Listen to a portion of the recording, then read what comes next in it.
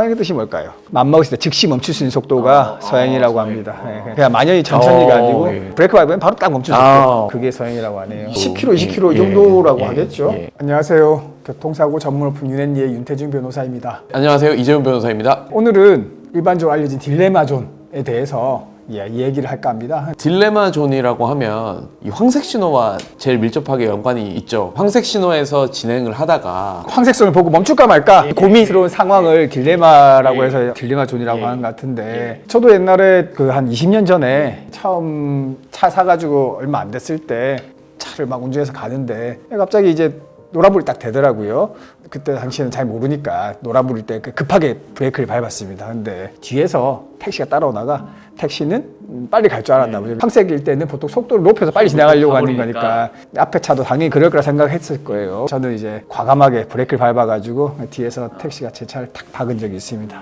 황색 신호가 들어오면 어떻게 대처해야 되나요? 황색 신호가 들어오면 정지선 앞에 멈출 수 있을 것 같으면 정지를 하고 정지선 안에 멈출 수 없을 것 같다, 브레이크를 밟아도 멈출 수 없을 것 같다 생각이 들면 빠른 속도로 교차로를 빠져나가는 것이 도로교통법 시행규칙에 나와 있습니다. 도로교통법 시행규칙 별표 2에 보면은 이제 그 신호기의 종류와 뜻에 대해서 나와 있는데, 황색 신호등은 정지선이나 교차로가 있을 때 이제 멈출 수 있으면 멈추고, 근데 만약에 이제 조금이라도 교차로에 진입한 상황이라면은 빨리 지나가라, 뭐 이런 뜻으로 이제 설명되어 있죠.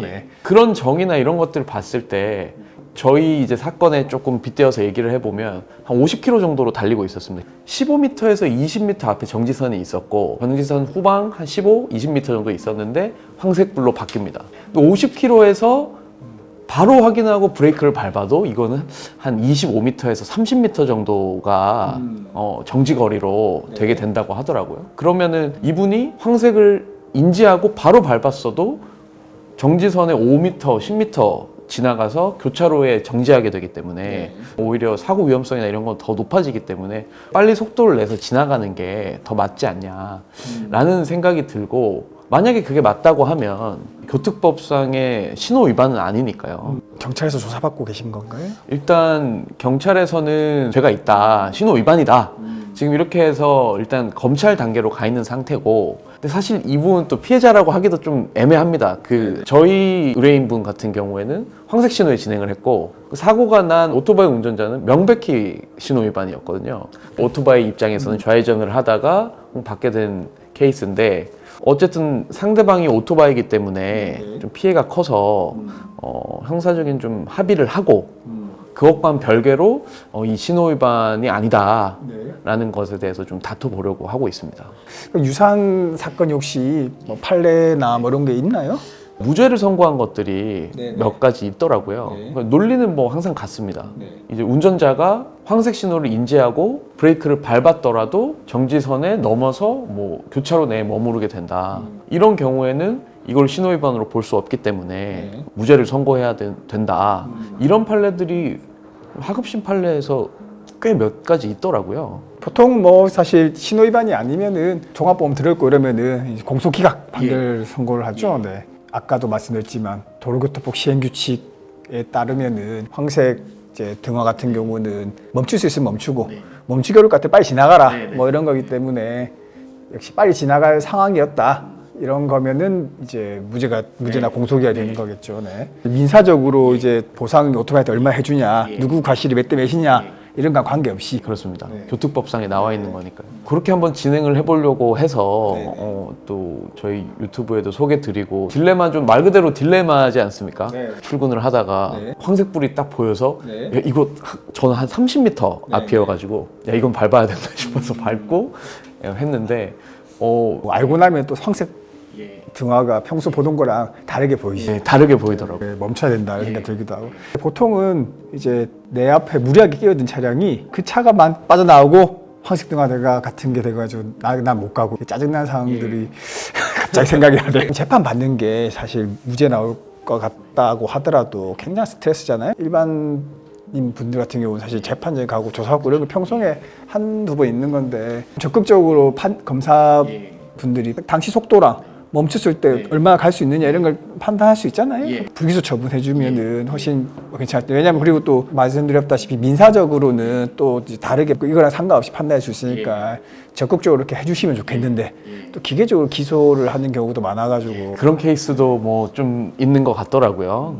근데 일단은 검찰 단계에서도 지금 뭐 합의 단계에 있지만 적극적으로 한번 피력해서 불기소 처분을 목표로 한번 진행을 한번 해보겠습니다.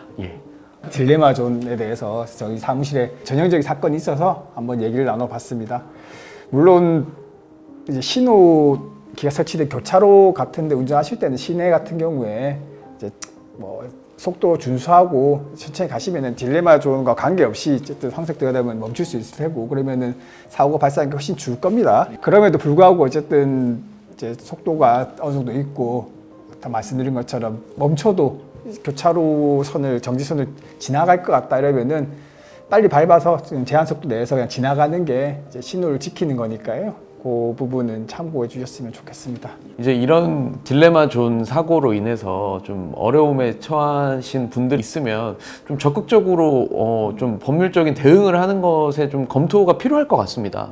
예를 들면 경찰에서 조사관이 이거 신호위반 사고입니다 해서 그런가 보다 넘어가는 케이스도 저희가 몰라서 그렇지 많을 것 같습니다. 검사가 벌금이면 구약식 하는 경우도 있거든요. 구약식 하게 되면 벌금 나왔네 그냥 뭐 나왔으니까 정치재판 이런 절차도 모르고 그냥 받아들이는 경우도 많은데 이런 경우는 적극적으로 정치재판 청구해서 실제 정말 그런 상황이었는지 멈췄으면 멈출 수 있는 상황이었는지 아니면 어쩔 수 없이 지나가야 되는 상황인지 판단 받아보는 것도 괜찮다고 생각합니다. 벌금도 일종의 정가고 계속 기록에 남거든요. 물론 뭐 사는데 큰 지장은 없겠지만 그래도 전과자가 된다는 것도 다른 얘기니까 벌점 같은 것도 있지 않을까요? 생각해보니까 신호위반이 이렇게 하니까 뭐 사실 면허 이런 부분에 있어도 불이익이 있으니까 적극적으로 대응하시길 바랍니다. 시내에서는 요 교차로에서 이제 횡단보도가 있을 때 카메라가 신호도 잡고 과속도 같이 잡는 거잖아요. 빨리 통과하겠다 싶으면 속도 높이게 되잖아요. 그러니까 항상 도로에서 사행을 하시고 이제 황색 등화에서도